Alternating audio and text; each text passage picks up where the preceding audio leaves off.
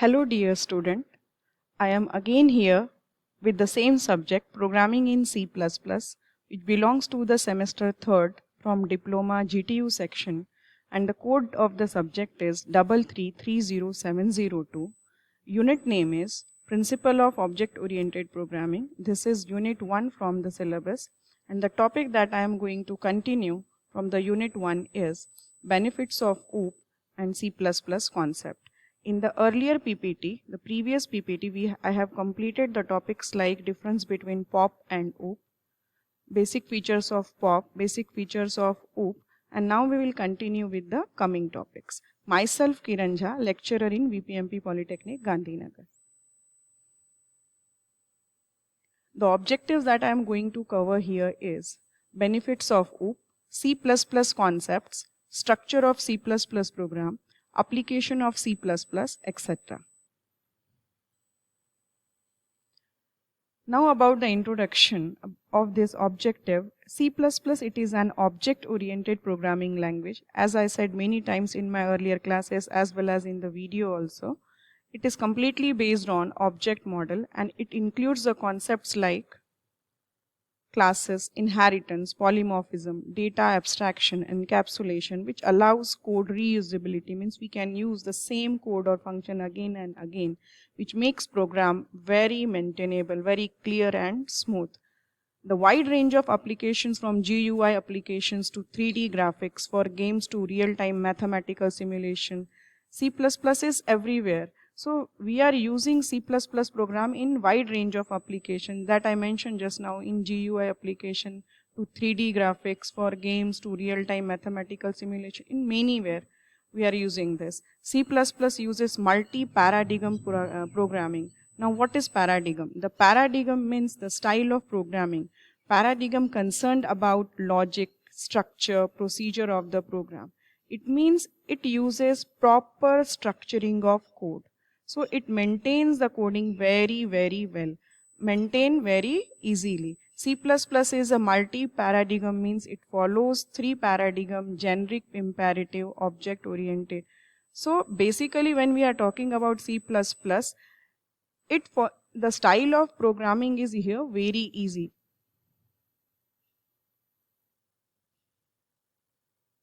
It uses the concept data-centered approach we are using here. Everything is based on data.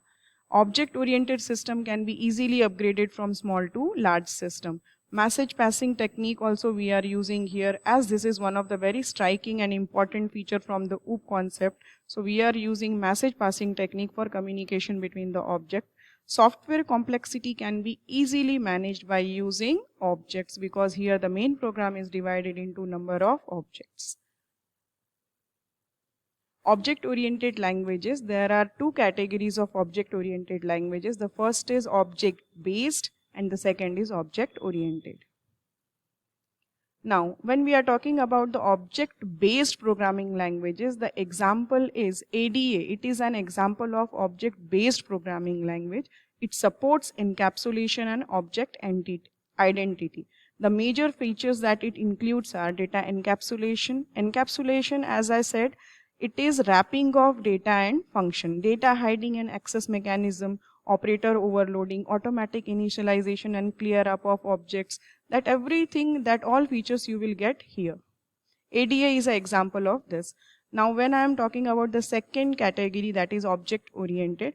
Object oriented, this category, example of this category is C++, Smalltalk, Object Pascal and Java. Now, the applications of object-oriented programming. The application, it means the uses where we are using the object-oriented programming languages. In real-time system, means in our day-to-day life, wherever the things are happening.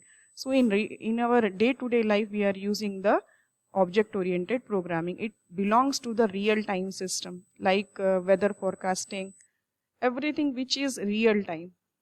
Simulation and modeling, object-oriented databases, hypertext, hypermedia, expert text, artificial intelligence and expert system, neural networks. It is one of the very interesting topic where the C++ is used. Neural networks are used for solving many business problems.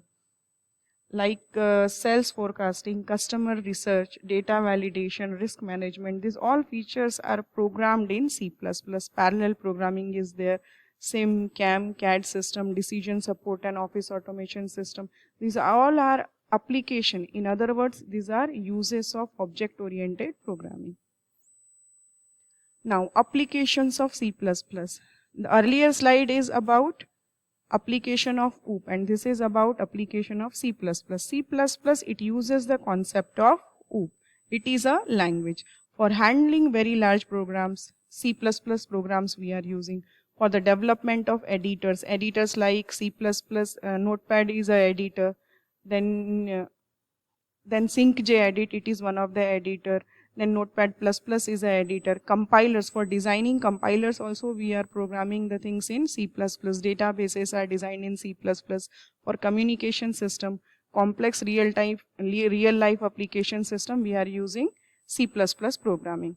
Also for to build special object oriented libraries, for creating the object oriented libraries also we are using this. Programmers easily use this, they are very much comfortable in this. C++ concept, when we are talking about the C++ basic concept, it is based on object-oriented programming language. It follows the concept of object. It is developed by B. Stroutstrup at AT&T Bell Laboratories in 1980. C++ is nothing but it is an advanced or updated version of C. Almost all C programs are also C++ programs. You can run your C programs in C++ programs also very easily, only by using the extension .cpp. Added facility in C++ are classes, inheritance, function overloading and operator overloading. These are added advantage. It means these features are apart from C. It means these features were not available in C, but you will get these features in C++. Now about the structure of C++ program. When we are talking about the C++ program, this is the basic structure, this is the platform, this is how you will have to create your program. So this is divided into 4 categories. The first one is include file, second is class declaration, third is member function definition, and the fourth one is main function program. Now we will see one of the example of C++ program. This is the first and very easy example of C++. This program is about how to display first C++ program. So this is one of the first sample program or very easy program that we will see. This is about, here we are having C out for C++ program. Here by mistake it is written C count, but this is C out. So C out for C++ program, I will show you by execution this particular program. Here the only difference is that here the return type is integer, and I'm going to my next slide where I will show you here the return type is void. In my earlier slide it is integer return type, and when I am talking about the next slide, here the return type is void. When we are using the integer return type, there we will have to use this sentence return 0. The return type is 0 here. So you can see here the first example in C++. This is comment ignored by compiler. First is header section. Second is this tells the compiler to use still namespace. Namespace we are using for library functions. It is very important feature for adding the library files. We are using this. This is main function. This is the main feature of C++. By using this only you can start the compilation program. Compiler finds out this keyword and then after it starts executing the program. This is the main body of main. It contains the executable code, this one. C count is not there, C out is there. By mistake here the written word is count. And this is a simple C++ program without a class. Here we have not used a class. You will have to also focus here the hash include iostream.h. It means here input output stream.h. It means this particular file we are including for input as well as output files inside our C++ program. This is the same example but with the different kind of return. Now I will start executing the program. Wait.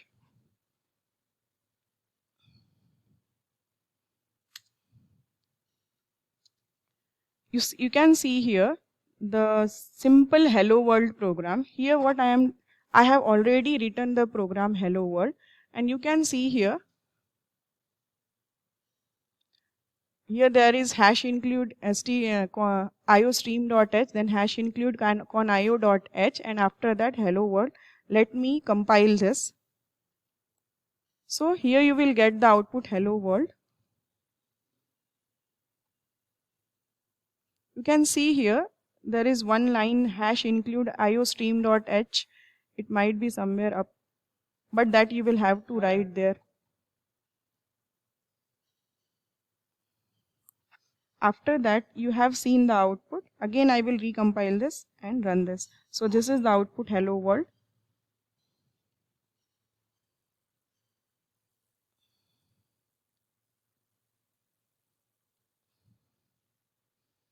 So this is how you will have to run your program.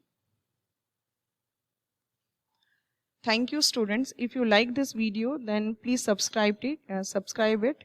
Keep watching for the next video for further updates from the same subject. I hope you have understood the concept from C++ basic concept. Thank you.